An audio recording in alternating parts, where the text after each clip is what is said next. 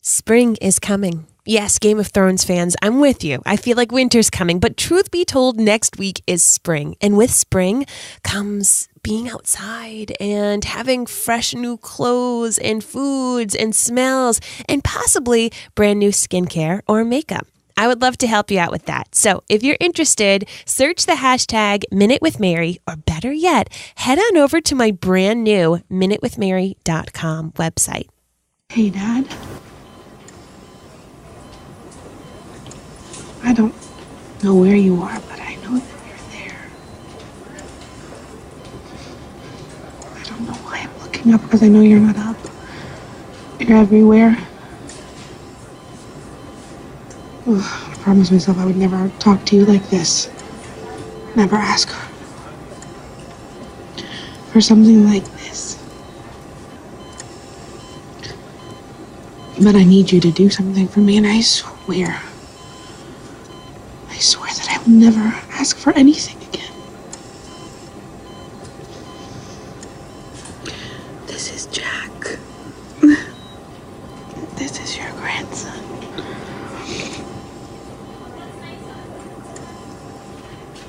And I need him to be okay.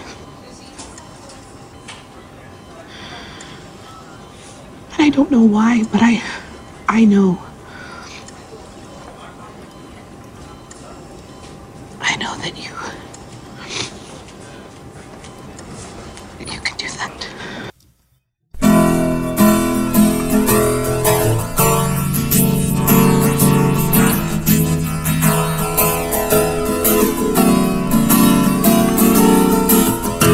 From Providence, Rhode Island, welcome to This Is Us Too. It's a podcast dedicated to This Is Us on NBC. So sit back, relax, and let's all have a good cry.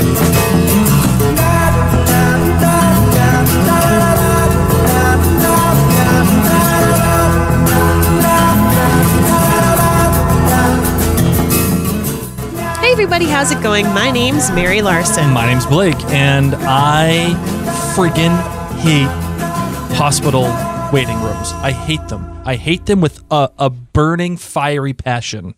I bet many people feel that way. I would agree. I would agree. I mean, there's nothing particularly too exciting about it. But just everything about them, especially the furniture. Like when Rebecca said, that looks like bacteria, I was like, yes, absolutely. Why can't they have better furniture Seriously, in those waiting rooms? You are here for people during their time of need. And Right. This is what you put them in? It's like those cheap, it's like that furniture you find in college room dorms. Yeah, oh yeah. It You know what I'm completely talking about? reminds me of college dorm or the college lounge. Yes. Where they're just there is so much mono and God knows what other kind of disgusting things in here. We want to be able to sanitize. So I get it. I mean, both places probably are full of gross germs, but yeah. Ugh. Yeah, that's nasty. Yes, it is. Well, we wanted to remind you that you can subscribe to this podcast. Just go on iTunes or any podcatcher of your choice and just hit that little button that says subscribe, and you can get these episodes sent directly to you. You can find us actually on all of our social media handles, whether it's Instagram, Facebook, Twitter, whatever. You can just search Mary and Blake. And you can also go to maryandblake.com where you can get all of these particular episodes for This Is Us, but also every other podcast that we are going to do, including our newly announced Game of Thrones podcast, which will be called The North Remembers, which I'm very excited about. And you can even join our exclusive Facebook group called This Is Us 2. Very happy about that. TOO. Yes, and there you can engage with all the other This Is Us 2 fans and other people that listen to Mary and Blake, and have some great conversations during, pre, and post any episode of This Is Us. So, my darling, today is your story. What do you got for me? So this episode, of course, had so much going on, and oddly enough, just pretty much in one room, which was really a unique thing. But it was really about the family dynamic and then the outsiders. And I myself am an outsider. Yes, you are. Goodness gracious. I don't like admitting it, by the way. You don't like admitting it? I hate admitting it, but you are an outsider. I'm a complete outsider in my family. in my immediate family, I was an outsider for quite some time, but I was in it, and I kind of loved how Randall and Kevin were able to bicker, because that's how my brother and I have bickered. But when Miguel really talked about being an outsider and having to stand on the edge and having to speak up, I saw that and I said, this is me.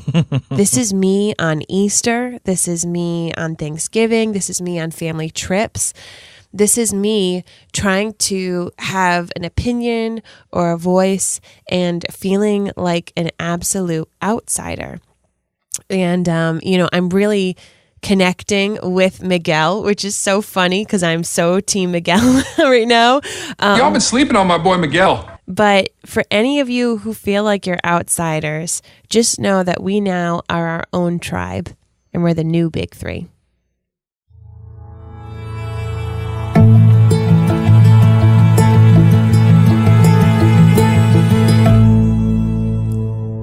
So let's get into the show. Tell me a little bit about the episode details. Well, this episode was entitled The Waiting Room, and I'm pretty sure we all figured out why, because it just essentially took place for 99% of it in the waiting room, which was very interesting. The director was Kevin Hooks. Now, you probably don't know him, but this guy is actually a very talented and very wide-ranged director who has been directing since the mid-'80s. And one of his first projects was, remember that show V? The one with the aliens and the humans? He directed the original show back in the early 80s. Really? He even directed the original 21 Jump Street. Oh my gosh, okay. Right. With Johnny Depp and the whole thing. Yeah, the original 21 Jump Street. He's directed episodes of Doogie Howser, ER. He's even loves the hospital stuff. Oh, he's all about the hospital life. He's even directed my favorite show on this planet, Lost, including one of my top 3 episodes of Lost, White Rabbit, which I think it's episode number 3 of Lost, and it is fantastic. Wow. So he's also done. He was like really big in like the mid 2000s. He did Lost, Alias, 24, Prison Break, Bones, The Good Wife, and then he moved on to things like Castle and just lately The Punisher. So, and The Punisher, by the way, is phenomenal. It's probably my second favorite Marvel television series that was on Netflix. It's incredible. Watch it. So this guy is really talented, and he's excellent, and it shows in this episode. And the writer was Becca Brunstetter, who has written Career Days, 3 Sentences, A Manny Splendored Thing, and Sometimes. Okay. So what do you got for your Lemonade rating, my darling? My Lemonade rating is a 4.8. Oh. I really enjoyed this episode. Wow. Yep. You kept me in suspense. You didn't write it down on our document. I didn't.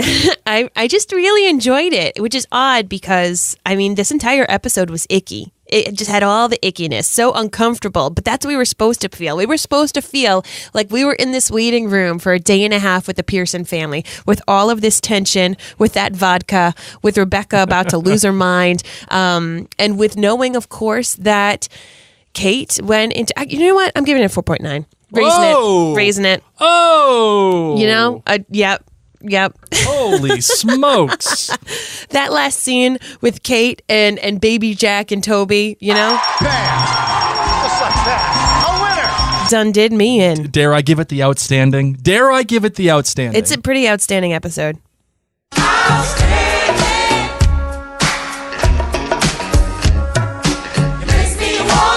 And I think what's difficult with this episode and why some people may not like it is because you didn't feel good. You didn't feel good at all watching it, but in my opinion, you felt real. You sat there and you said, ooh, I've known this feeling. And I feel like there were so many different situations and so many different dynamics going on in that one room or in that hospital that last night's episode allowed you to connect with somebody. In my opinion, I feel like everyone could have watched that episode and said, oh, I know that feeling. Yes. I know what that feels like. Whether it was Randall and Beth, whether it was being disappointed in someone from Zoe's perspective, whether it was trying to be protective, but yet you're on the outside of Miguel, whether it's the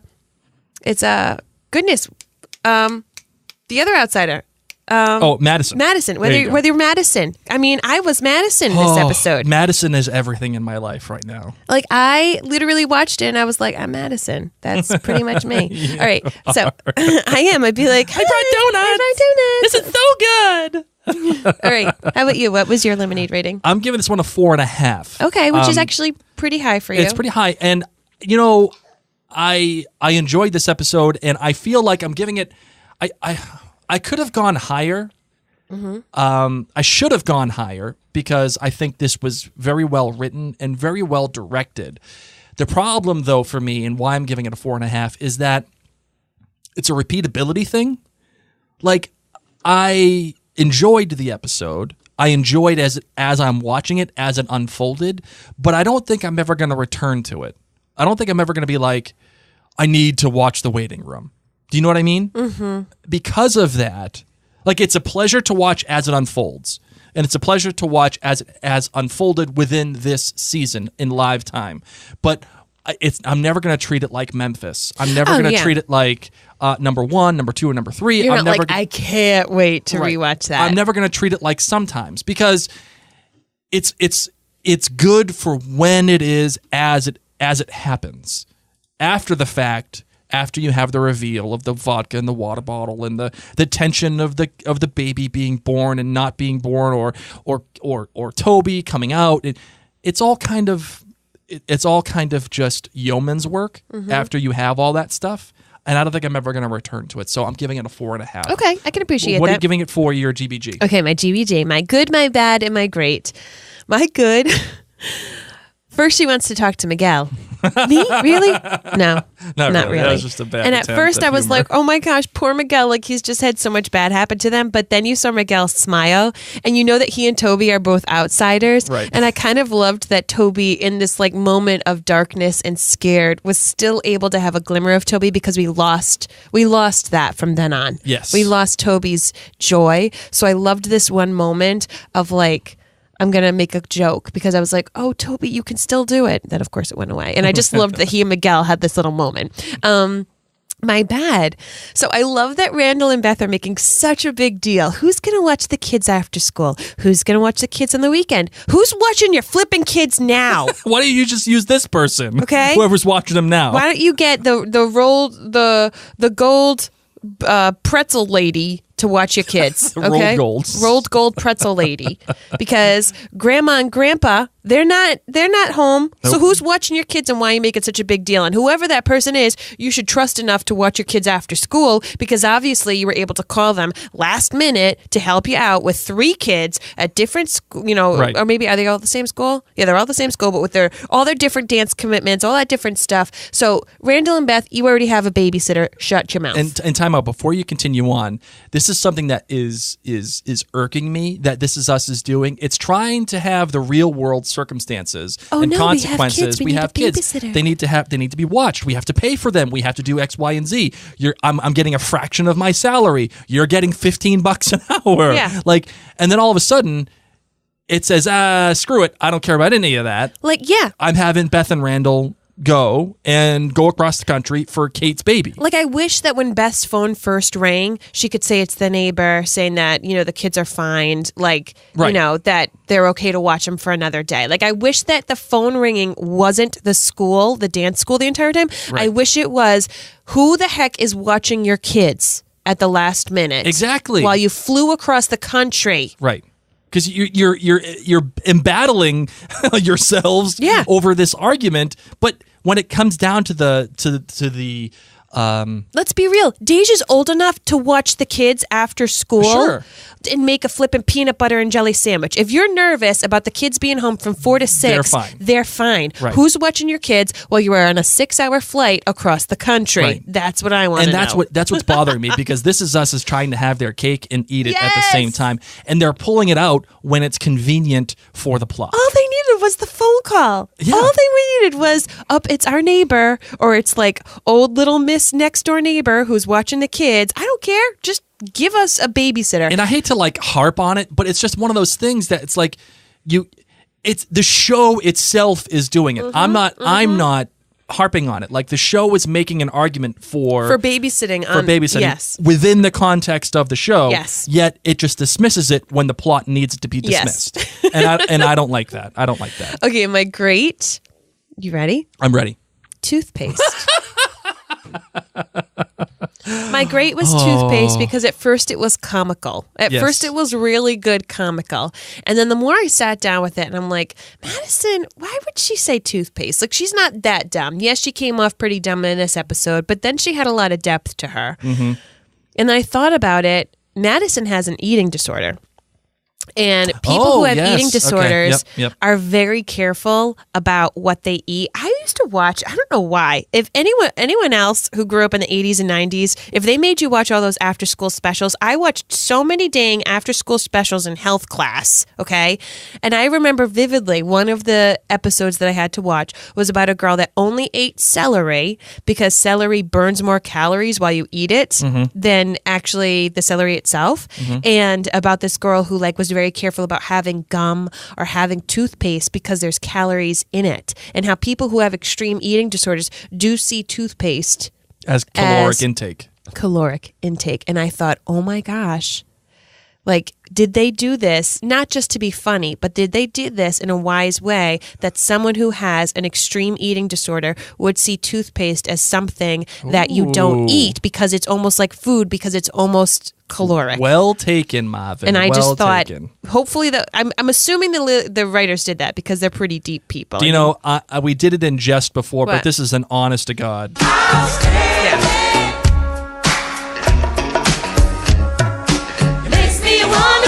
Excellent job. Not only did it make me laugh, but I was like, damn, that was deep. Yep. Okay, for me, the good was not having any music whatsoever and rooting us in one story at one time, being in the present, allowing us to be in that room And feel throughout the whole awkward. thing, right? And having that awkwardness. And you said, and I've said that it's kind of a slog to watch. It is. And you have said, I didn't feel comfortable. And you're right. That's by design, right? That is absolutely by design. And which, again, is why it's the repeatability factor. I don't want to watch this again. Yeah. Because it made me uncomfortable. Yeah. It is what it is. And as much as there was tension between the characters and the push and pull of it all and the release and the contraction of it all, it still is very uncomfortable. Yes. So I as much as I don't like that, I like it the same amount, which is I think is spectacular. The bad for me is a tie. First, the vodka and the water bottle. I don't know. I just feel like that's kind of cheap. Okay, elaborate. I feel like it's just another way to get Kevin in trouble with Zoe, and they needed a way to get them to be at odds with each other, as opposed to they manufactured it, right? Okay. They already have a baked in thing, right? They already have the baked in alcoholism with Kevin. He already lied to her. That whole thing of oh, you had this meeting and did you lie to me then? And he's like, yeah. There's already a baked in conflict there. You don't need to have vodka in the water bottle. It's just there just for the sake of having a reveal. And I don't like that. Really? In my opinion. Okay. In my opinion. You already have conflict there. Don't add to it when you don't need to. I think that this is pushing it that one more time. I think that it's just he is this far off. Where he needs is to this freaking far off. where he needs to booze. What I did not like about it is that, I'm sorry, but if someone has a shot of vodka and is sitting next to me, I can tell. Exactly. He was taking swigs all over the time. Right. And nobody smelled said vodka anything. Nobody in the room. smelled it on his breath. These are hungry people.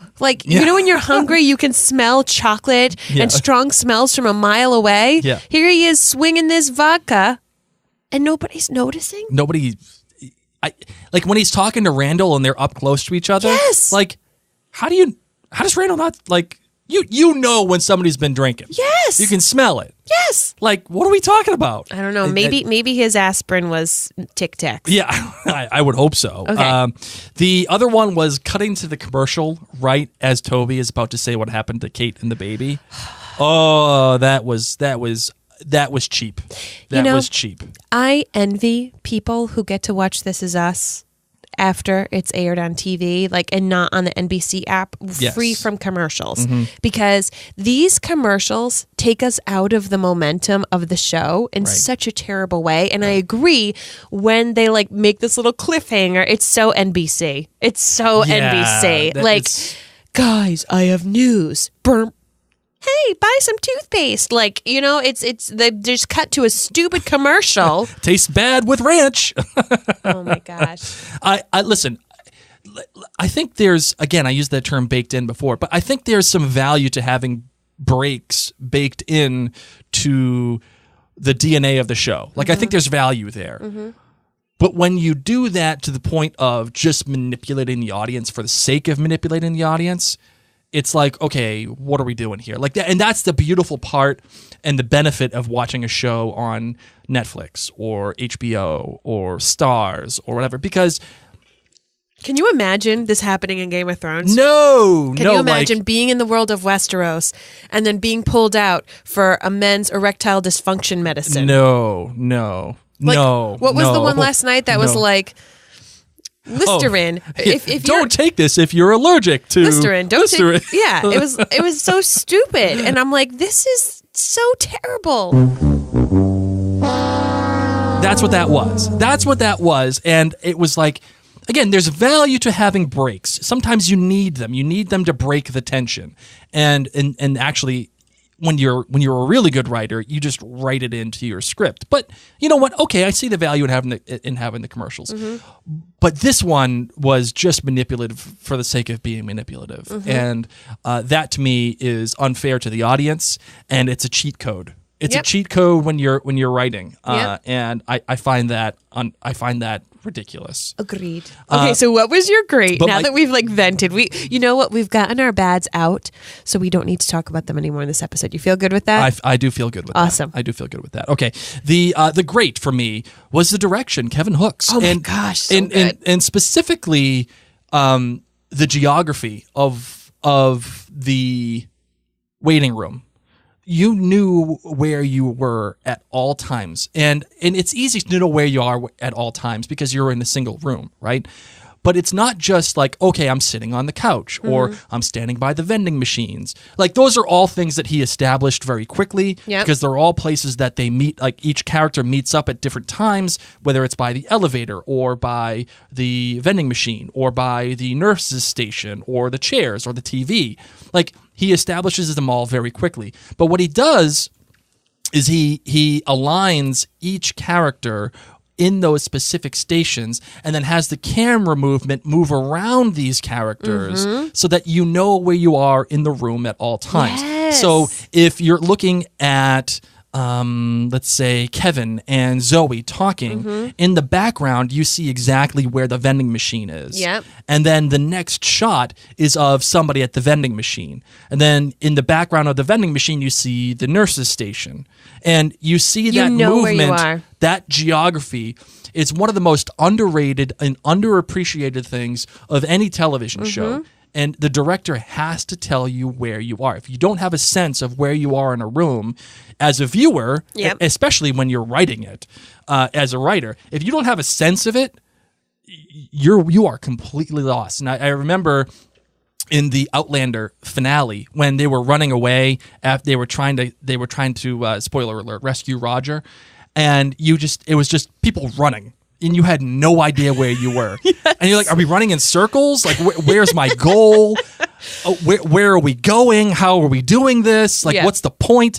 And you just thought, like, okay, it was almost like they just had people stand in place Yep. and just run. Yep. You know what I mean? That's what I it do. felt. That's what it felt like in this episode on a much smaller level. But it was done in a much better fashion, which is you knew exactly where you were at all time. You ready for the big three feedback? You bet. And we said, That's 3. Big 3? Denise Stewart gave this episode 4.8 lemonade. She said her good was the whole dynamic of the waiting room. The stress of the waiting room brings out the worst of most of the time. And as annoying as some of it was, it worked for Denise. Best of all, Rebecca remembering every detail of waiting with Jack. Denise's bad was Kevin ripping the TV cord. Denise has been in healthcare a long time. Families do stupid things, but that was, well, stupid. And her great was Kate and Toby. Kate talking to Jack, both of them, the NICU. You see, Denise is a NICU nurse, and she is excited and hopeful that they can realistically follow this story. And so far, she says she'll take it. And that's why I wanted to include Denise's comments Yeah. because I know she's a NICU nurse, and and I cannot wait to get more feedback from her. Hopefully, as they continue this storyline, because I always love medical shows when they when they just make stuff up Yeah. for the sake of making it up. Yep. And when you hear doctors talk about them, you're like, they're like, that would never happen. Right? That medicine that they just gave that saved this person's life, Yeah. totally fake. You Yeah. know? So I look forward to hearing her feedback on this one. Jayla Cray says 4.5 lemonades. I felt like this episode sort of dragged on for me because all I cared about was whether or not Kate's baby was alive. And I guess that was kind of the point now that I'm thinking about it. But I was finding myself disengaged until the last half of the episode. The good was Toby telling everyone that Kate wanted to see Miguel first, the husband and mom, and she just burst out into hysterical laughter at poor Miggy's hopeful and excited face and his sweet little, really? And no more sleeping on your boy Miguel. He's just too cute. I can't handle it. He's my boy. And the bad, Beth and Randall. I'm kind of over them arguing about their dance and political careers. In my opinion, Randall shouldn't have run for office, and Beth should do what she wants because she supported him through and through with his crazy ideas. And the great was that I'm so glad that they're showing a preemie baby on television. I was born at 28 weeks and was only a pound and 12 ounces at birth. My mom and I watched This Is Us together, and she was so happy that what they felt like her story was finally being shown on television. Never mind, it was our story. And the way that Kate and Toby worried about how baby Jack was breathing was something that my mom said, I wondered that too. And the preview for when they had to draw blood made my mom say, oh, I always hated that part. You were so little, I just wanted to stop you from feeling any pain, but I couldn't. It's very rare that I hear her talk about that time and when I was in the NICU, the first 3 months of her life, by the way. And it'll be interesting for me to get a glimpse of what she went through as a mom to a micro preemie. Overall, a great episode. I was just way too worried about Kate's baby to care about all the squabbling behind the scenes.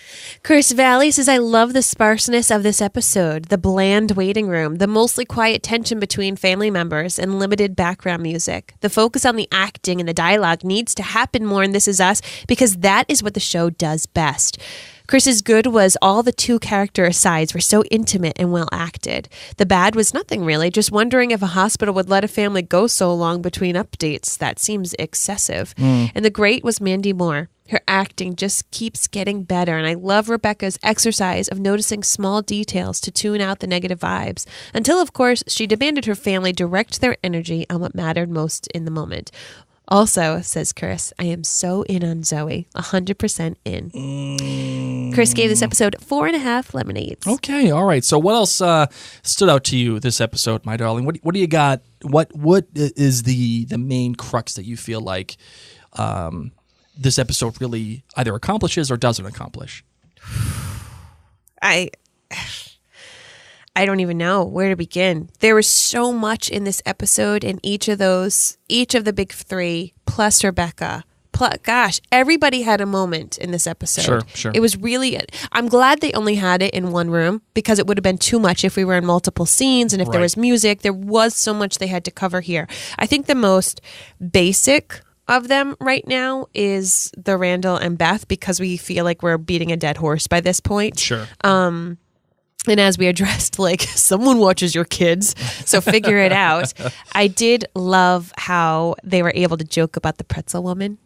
Yes, that was great. She's like, I'm going to drop kick this woman. Like, and that is married life at its best. Yes. That is married because like when you're arguing and it's tense and you can feel it and right? And you just and know. you're crabby and you're hungry and you're stanky. But you also know that when you're married, you can joke about those things and you love that person no matter what. So when you do joke, you can find the moment to laugh.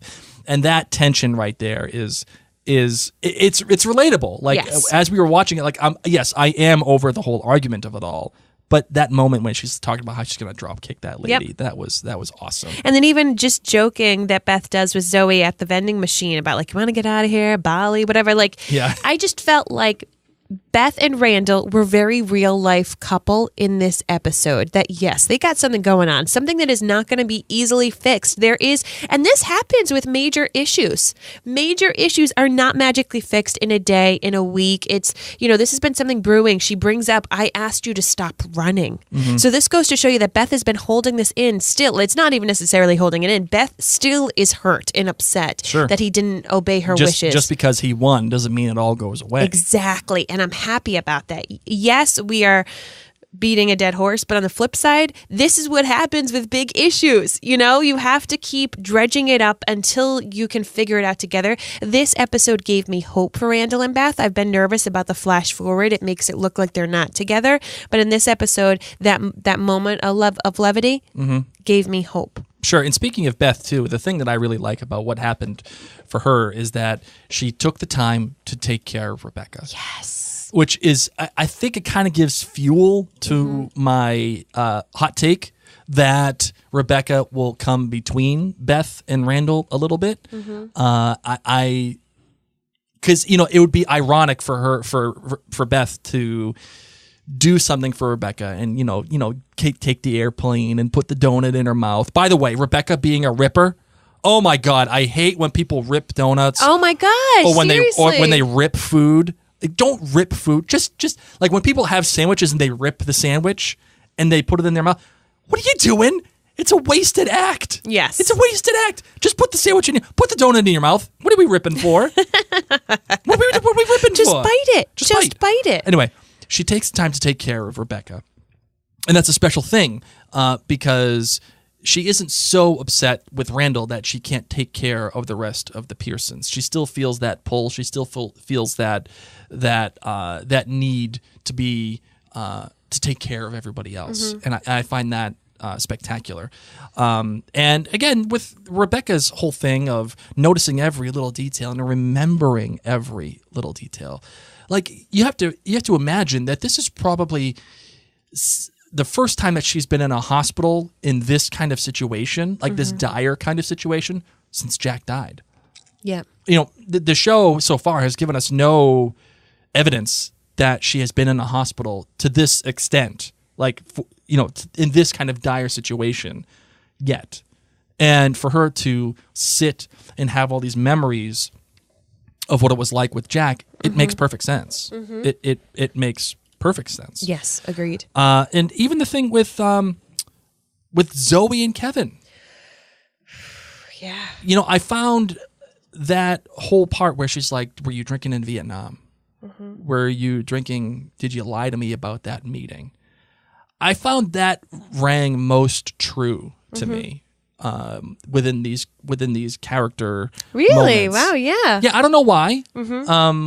But what did you think? What Oh, moment? I agree. What moment rang most true to you? Or was that it? Or was there something else? I really saw all of them being true. Even Madison.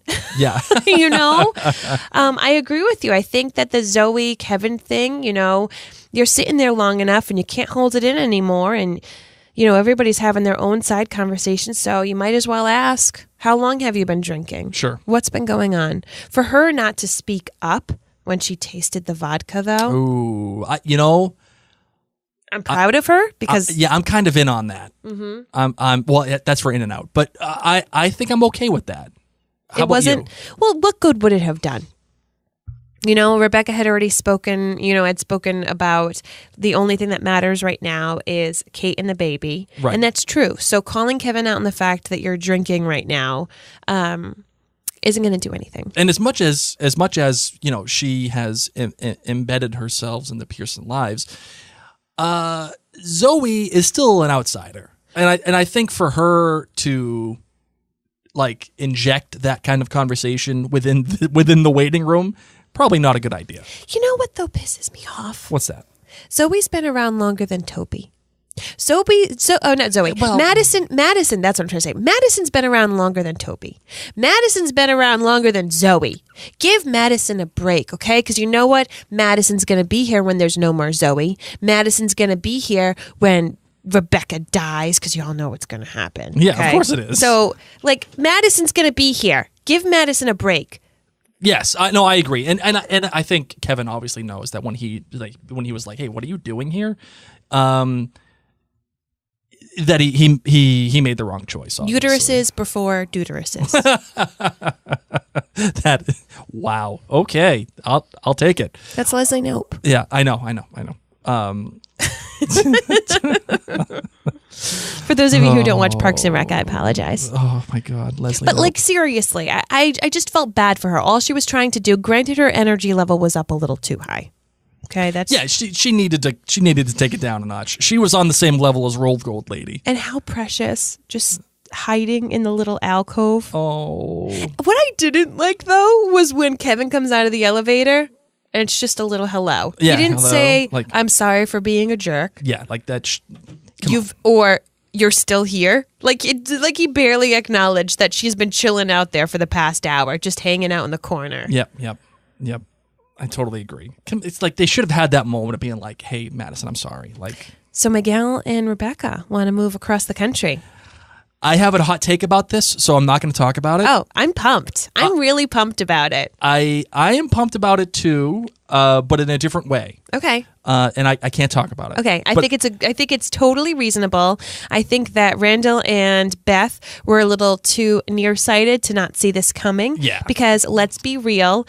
When people have babies, it's really nice to have their village around them. Right. And even though Kevin played the Manny on TV, Lord knows this man who's having he's some got problems. Zero clue. Okay, he's not going to be there to help with those exhausted newborn days, and Rebecca was able to manage it with 3. So of course she's going to want to be out there. I mean, heck, we our next door neighbors just had babies. They just had twins. Their mom was supposed to be here for a month. She just moved here. She's been here for 2 months already. No, she moved here. I asked. I was like, so when does your mom go back? And she goes, oh no, she's done. She's moved here. She's moved here entirely. Yeah. Holy Nikes. But that's it. It's like when you need help. And wait, did she move into their house or? Yes. Nope. No, they need it. They need it right now, my they friend. do. They do need it. I agree. But wow. But that's what I'm saying is that Rebecca gets it, and I'm excited if this is something that they're going to do. I loved me some Miguel. I loved Madison. I just loved all of these interactions whatsoever. But what really took it home was Kate and Toby and that NICU baby, that little micro preemie. Do you? I agree with the whole end of the episode was fantastic. Seeing the little baby, and the chest going up and down, and that nervousness of being like, is that supposed to happen? I remember when we had our son. And we were in the hospital. It was the first night, and we were just tired, and you had been laboring for 24 hours or 28 hours, whatever it was. And the kid finally came out, and we were done with all the nurses, and we were figured it out. And it was finally time for all of us to just be in a room together alone, and maybe even, hey, you know what? Maybe go to sleep. And then I remember doing something where I was getting some water or something, and all of a sudden I hear Blake, the baby's purple. Oh yeah. And I was like, oh my God, okay, all right. And you're out of your friggin' mind when you have this baby for the first time ever. And I run to the nurses, get the nurses, tell them that he's purple, and they come running in, bells are going off and everything, and they're they turn the light on, and pink as can be. Just totally normal. Everything's fine. It was just the bad lighting and the sleep deprivation. I thought my baby was purple. Right. Just you thought the baby was purple. It was just bad lighting. I thought you thought you drowned it with breast milk? I thought I smothered it with my boob.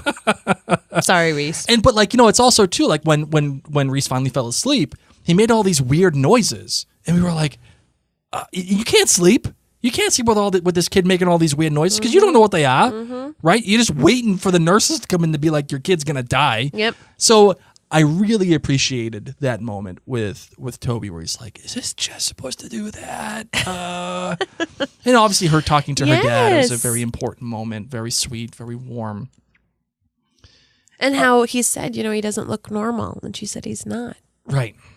Are you happy or are you disappointed that we got as little of Kate and Toby and baby Jack as we did? Or do you think it was just the right amount? I think it was just the right amount because I know we're going to be spending a lot of time with them. And I think that what we needed was to go through the waiting room and to get that tension Yes. and to wait. Yeah. Absolutely. I didn't need to be in there to see the doctor and go through everything.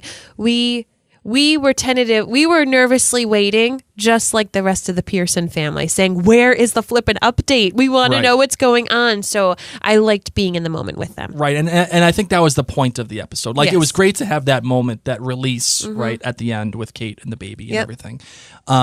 But I think the point of the episode was to be with the other Pearsons, and that is why having with this kind of episode is what's called a bottleneck episode. Now, you and I watched Breaking Bad, right? Remember Breaking Bad when remember the Fly episode? Yes. When they're chasing the fly, and Yes. it's like everything that's happening is kind of like unrelated to everything else, and then all of a sudden at the very end, like here's the whole purpose. Like this Yes. is it. The one thing that happens that moves the plot along, and that's what this episode is. It's a bottleneck episode. It's cheap. It's one room. It's people talking. It's very dialogue driven, and it's usually meant to either get to the point of a number of different things or to save money when they need to save money in terms of production. And like bottleneck episode for Lost is when they're in the cages, right? And Yes. and they have nothing else to do other than just talk. Bottleneck episode. And the way that they did this bottleneck episode is that they made it a one-act play, which I love. Agreed. Love when they do that, and they rooted it in the natural ebb and flow of human emotion. And they had this moment they had this basis of a clock, and you could see there was that moment Yes. each time that you felt like the tension got to be too much. They showed the clock and Yep. they showed the time. They showed it 3 times, and that's the point. 3 acts, 3 clocks. Love it. And even having all of that tension between all of the characters, it's important that Miguel played the ranch and chocolate game because you need that release. You have to build up the tension between the characters, and you need to have the watermelon taste better with chocolate because you got to laugh. You got to get it out. You got to get the poison out. Yes. And that's why this episode was so well written. Again, it's not necessarily the most compelling television, but it is well written, which is what I really liked. So, you want to play some in or out? Yes. Do you have anything else to say about it? Nope. Okay, let's play some in or out.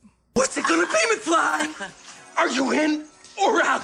Okay, as always, we got to start with your girl Zoe. In or out on Zoe? I'm in right now. I am kind of getting in. Yeah. Yeah. Oh, I don't know if it's because I'm spending more time with she and Beth. That's it. I love her and Beth. And I also know that she and Kevin have a short time frame. So you I'm might like, as well be in. Yeah, yeah. I agree. I don't see Zoe and Kevin being together much more. I mean, let's be real. I too would be like, buddy, no. What are you doing? No. But she does say to Beth, "Would you judge me if I stayed?" Mm-hmm. But that was also prior to That the was whole. prior to the bottle. So they're definitely putting they're putting you on your toes.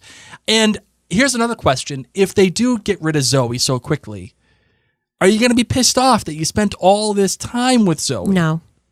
Why? Zoe was important for Kevin to learn how to love. Yeah, but couldn't you make the argument that was Sophie? That was different.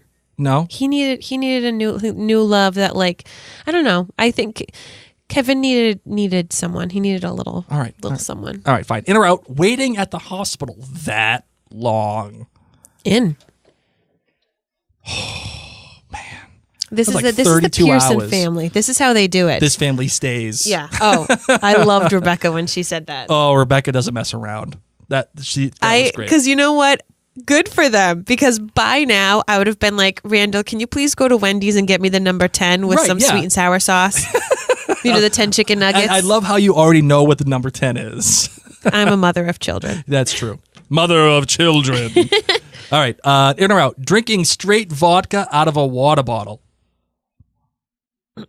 You're drinking kombucha now. So yeah, I'm drinking something just as gross. Just as terrible. I don't even know what I would do if I drank kombucha. I remember one time Mary's like, "Can you get me a drink?" And we were in Martha's Vineyard, as a matter of fact. And I went to the supermarket and I'm like, "What's the weirdest thing here? What's the weirdest drink that I can possibly find?" And I know Mary will love it. So I tried to find the most weirdest drink. I found kombucha, and it was like watermelon, like dragon fruit. And I was like, yep, okay, this is perfect Mary drink. So are you in or out on vodka being in a water bottle? Either in your college days or today? I'm out. I'm out on that too. I'm not a big vodka guy. Me neither. I'm more of a bourbon guy. Okay. Yeah, me too. That's why we're married. All right, in or out? Rolled gold pretzels. Oh, totes in. You know what I really love them with? What? That like soft orange cheese that comes in a tub. You know what I'm talking From like about? Tostitos or Fritos, the Frito-Lay cheese? No, Yeah. not that. No, what? No, it's a little hard and it's like pink and orange. Oh, oh my God. That's what I like. Oh. Shame. That's what I like. Oh my God. I like to take no. those pretzels and put it in that like weird pink orange cheese. Not great, Bob. So great. Oh. Try it out, guys. All right. Sub in or out. Are you in on the ties, like the Bose pretzels, or are you in on pretzel sticks? I'm more Bose I think I'm more of a bow kind of guy too. because it's better for dipping in that cheese. All right. In or out. Randall trying to make it right with Beth the whole time. In. I'm kind of in on that too. Like, Yeah. I can understand the whole thing of him being like, listen, I didn't mean it this way. And I've felt that pressure too, where I've said something and I know I didn't mean it the way that it came out. And I just kept trying to fix it and making it worse. Yeah. Yeah, I'm in on that too. Are you in or out on Beth's repelling of Randall the entire time? Why are you in on that? Because this is not just a one-time thing, okay? Randall's being selfish. And he has been for quite some time. All right, in or out on Ranch? Out. You're out on Ranch? Yeah. I don't really like ranch. Oh God, Ranch goes well on everything. I think I had a bad ranch experience one time, so I'm all set. In or out on chocolate? Oh, depends. I've also had a bad chocolate experience. Milk chocolate, in or out? Like, I'm telling you, I used to work at a candy shop, That's and my true. Oh, job good was point, to good wash point. out the chocolate cauldrons every night. I thought it was great. You know what it was like? It was like that chocolate touch book where everything the kid touched was chocolate, and it would turn out to be a terrible thing. It was like Midas touch, but chocolate. That was my life. All right, in or out? Miguel giving the dad voice.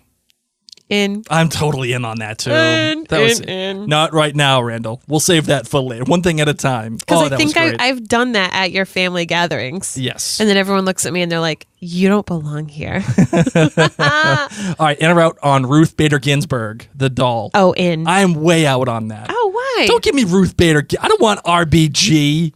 But that's important for Kate. I know, Just no. like how you have important things, like you did nerdy things for our kids. I think that it's great. I don't think RBG is inherently important to Kate. I think she could have chosen any important woman figure, and it would have been.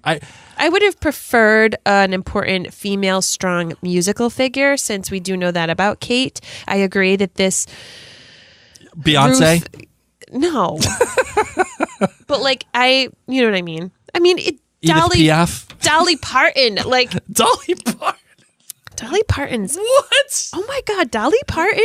She's a flippin' amazing human being, okay? All right, last one. Don't hate on Dolly. In or out, naming the baby Jack. In. I'm in on it too. That's what you wished we named our kid. I know. Sorry, Kate did. All right, final thoughts. You got any final thoughts for this episode? No. No, nothing. No. All right, I got one. We've taken a breather again in the back half, the final act of this season. Mm-hmm. And while I think it's great to have these kind of bottleneck episodes, Mm-hmm. it's just like we've taken so many breaks. We just got done with the Beth episode. Yeah. we spent time in a tangential kind of manner, and now we're spending more time in a tangential kind of manner.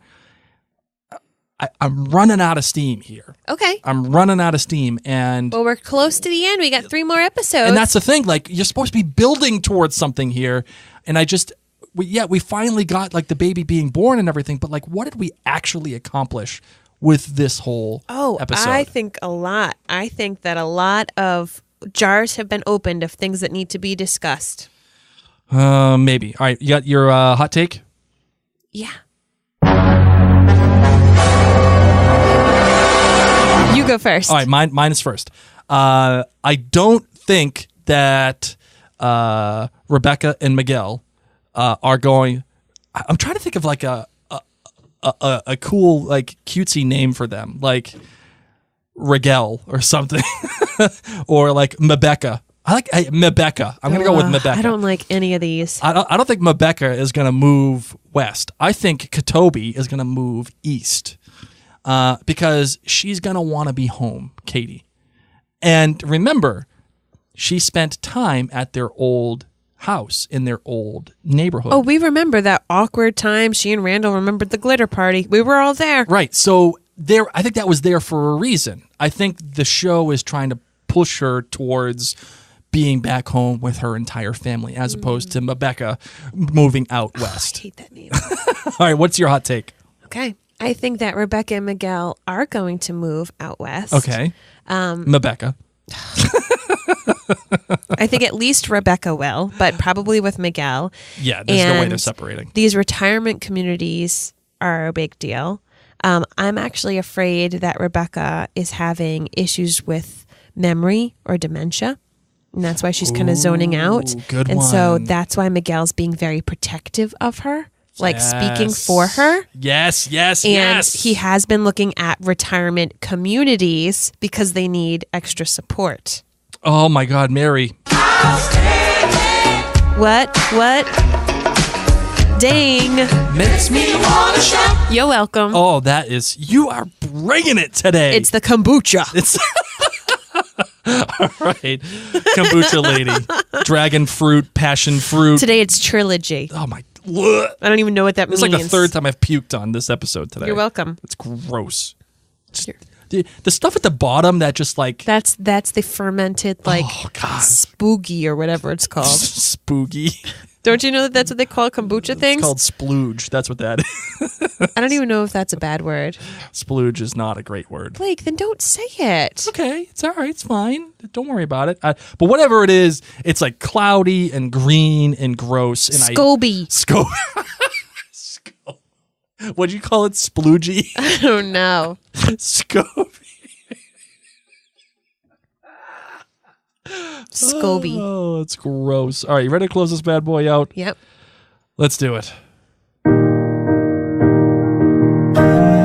Well, ladies and gents, now that you know about my preference of drink this morning, I would love to invite you to our This Is Us 2 Facebook community, as Blake said earlier in the episode, and I'll also invite you to leave a review on your podcast app of choice. Today we want to thank Aggie Shelley 18, who said, I'm on the road for work a lot. When I need to stay alert, this is my alternative to having a good conversation with a friend. I know Mary and Blake from Outlander Cast, and this one is just as good.